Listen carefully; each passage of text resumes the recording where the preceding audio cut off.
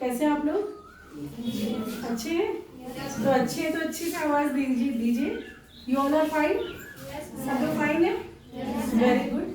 अभी आज हम लोग साइंस का एक चैप्टर पढ़ने जा रहे हैं। आप लोग जैसे कि नए क्लास में आ चुके हैं और अभी आप लोगों की 8th क्लास की साइंस की बुक भी मिली, आप लोगों ने एक चैप्टर्स पढ़ भी लिए हैं। तो अभी हम लोग साइंस का एक न्यू चैप्टर स्टार्ट करने जा रहे हैं। तो उसके पहले हम ये जानना चाहेंगे कि ये बताइए ये सारी चीज़ें किन चीज़ों से बनी है। आपके सामने ब्लैक बोर्ड है, आपके सामने टेबल चेयर, ये सब तमाम चीज़ें, वॉल है, दीवार है, फैन है, ये सब किस किस किस चीज़ से बना हुआ है?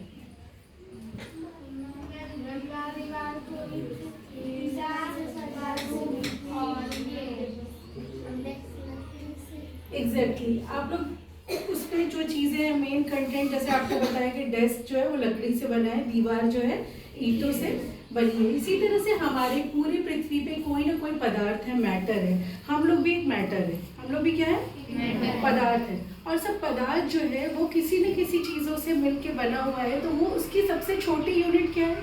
उसमें कोई भी चीज़ बहुत सारी चीज़ों से मिलके बनी होती है, तो उसकी सबसे छोटी यूनिट क्या होगी? जैसे ये दीवार है, दीवार की सबसे छोटी यूनिट क्या होगी? किस चीज़ से बनी है? Very good.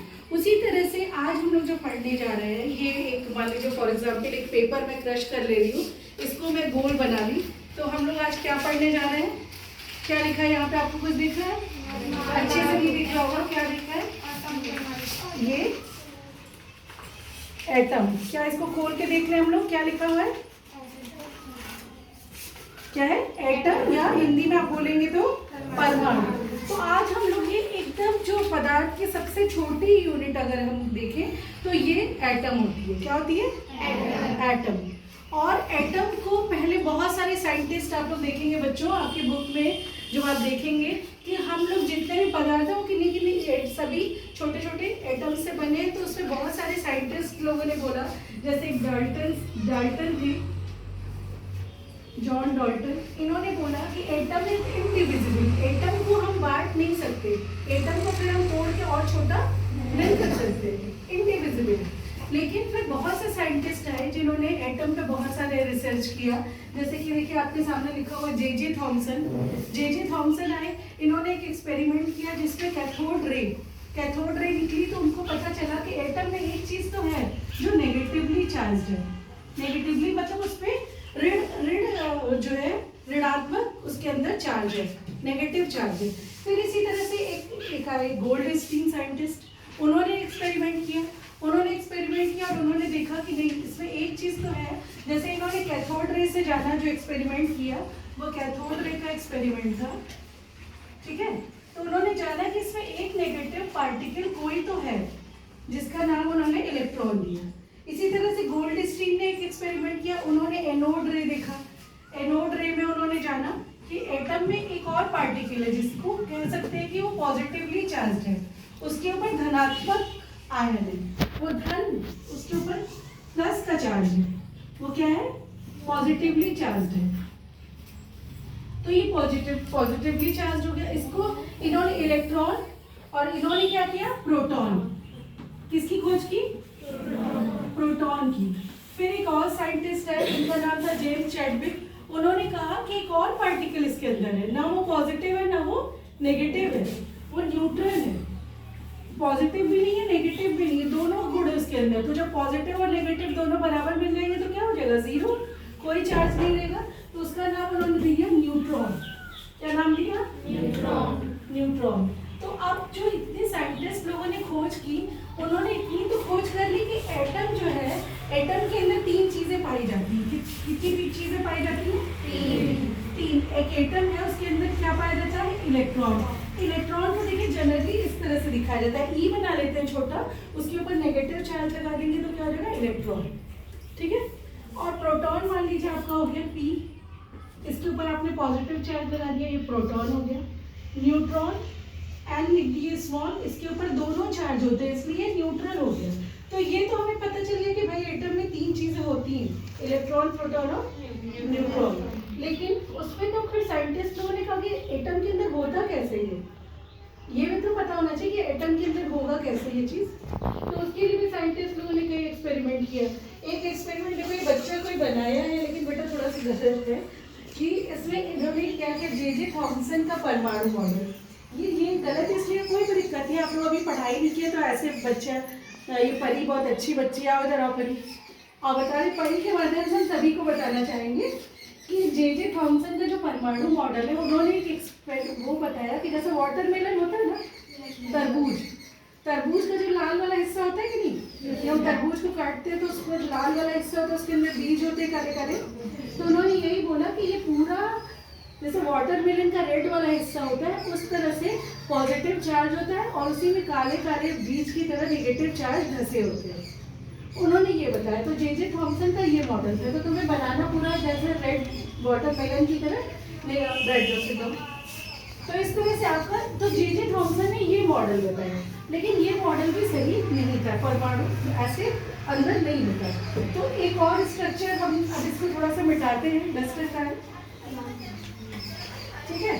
तो उन्होंने जे थॉमसन ने जो मॉडल दिया, उन्होंने जे थॉमसन ने, इन्होंने जब जे थॉमसन का ये मॉडल जो वाटरमेलन वाला था कि एक वाटरमेलन है जैसे, उसके अंदर नेगेटिवली चार्ज जो पार्टिकल इलेक्ट्रॉन है वो बीज की तरह धंसा हुआ है ऐसे, तो ये मॉडल भी इनका सही नहीं हुआ। इसको भी साइंटिस्ट लोगों ने, ये पूरा पॉजिटिव चार्ज उन्होंने बता दिया कि चारों तरफ पॉजिटिव चार्ज फैला हुआ है, उसी में बीच में इलेक्ट्रॉन्स धंसे हुए हैं, तो ये मॉडल भी सही वर्णन नहीं कर पाया एटम का। फिर आए रदरफोर्ड, तो रदरफोर्ड ने क्या किया, एक गोल्ड फॉयल लिया। गोल्ड फॉयल समझते हैं आप लोग? हाँ, गोल्ड, देखिए ये भी आपका एक्सपेरिमेंट यहाँ पे लगा हुआ है, उसको उतारो बेटा, चलो तो उतारो, थोड़ा सा एक्टिव होके बैठते हैं ना बेटा क्लासरूम में। आप ही लोगों ने बनाया तो दिख भी गया मुझे, तो कोई बात नहीं, हम इसका यूज़ कर लेते हैं अपने इसको दिखाने में कि ये देखिए यहाँ पर क्या है, ये भी पूरा नहीं दिख रहा है इसमें। रदरफोर्ड ने क्या किया था कि एक गोल्ड फॉयल, फॉयल मतलब समझते हैं एकदम पतली झिल्ली, तो गोल्ड क्या होता है, सोना, सोने के अंदर ये खास गुण होता है कि उसको मैलिएबिलिटी, उसकी प्रॉपर्टी को कहते हैं मैलिएबिलिटी। मैलिएबिलिटी होता है कि किसी चीज़ को पीट के आप कितनी बड़ी चादर उसकी बना सकते हैं, पतले से पतली वो टूटेगा नहीं, तो इसीलिए गोल्ड की मैलिएबिलिटी बहुत ज़्यादा है, तो गोल्ड को पतला से पतला हम कर सकते हैं। तो ये इस एक्सपेरिमेंट के लिए गोल्ड से अच्छा कोई और नहीं था। तो रदरफोर्ड जी ने क्या किया कि गोल्ड का पतला सा फॉयल लिया और उस पर बम्बार्डिंग कराई अल्फा पार्टिकल की। किसकी बम्बार्डिंग कराई? Alpha particle.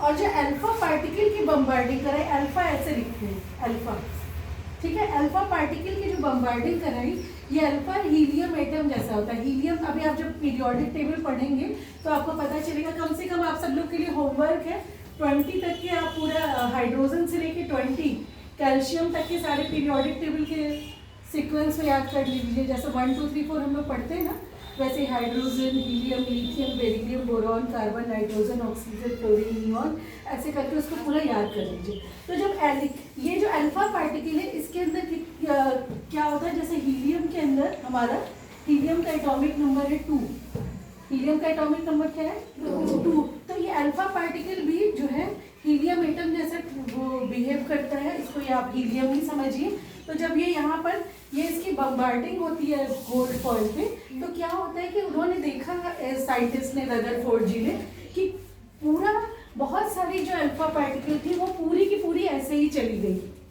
पूरी की पूरी ऐसे ही चली गई, जो इसके गोल्ड फॉयल के इस तरह पूरी की पूरी चली गई, ऐसे सीधी सीधी, ठीक है, उसमें कोई भी परिवर्तन नहीं हुआ, एकदम सीधी ऐसे ही पास हो गई। लेकिन उन्होंने देखा कि कुछ अल्फा पार्टिकल जो ऐसे डिफ्लेक्ट हो गए, उन्होंने अपना रास्ता बदल दिया। कुछ अल्फा पार्टिकल ने अपना रास्ता क्या किया, बदल दिया, किसी चीज से जैसे लगा कि टकरा के मुड़ गए ऐसे, और कुछ अल्फा पार्टिकल क्या हुआ कि जो जैसे टकराए वैसे ही उसी रास्ते पे लौट गए। तो इस एक्सपेरिमेंट से ये पता चला कि अंदर ये alpha particle positively charge particle है, कैसा है, पॉजिटिव चार्ज है। तो जब ये टकराया इससे, तो ये पता चला कि इसके अंदर कोई, तो बेटा बात नहीं, इसके अंदर कोई पॉजिटिव चार्ज वाली चीज वस्तु है जिससे वो टकराया और लौट गया, और बाकी जो स्थान खाली था वो पूरा जो रेज है उससे पूरी गुजर गई। ये बात अभी आपको उतनी समझ में नहीं आ रही होगी, तो रदरफोर्ड का ये एक्सपेरिमेंट था, इसको भी और हम लोग डिटेल में समझेंगे। तो ये सारी चीज़ों के बाद एक और आया कॉन्सेप्ट, उनका नाम था बोर, नील बोर।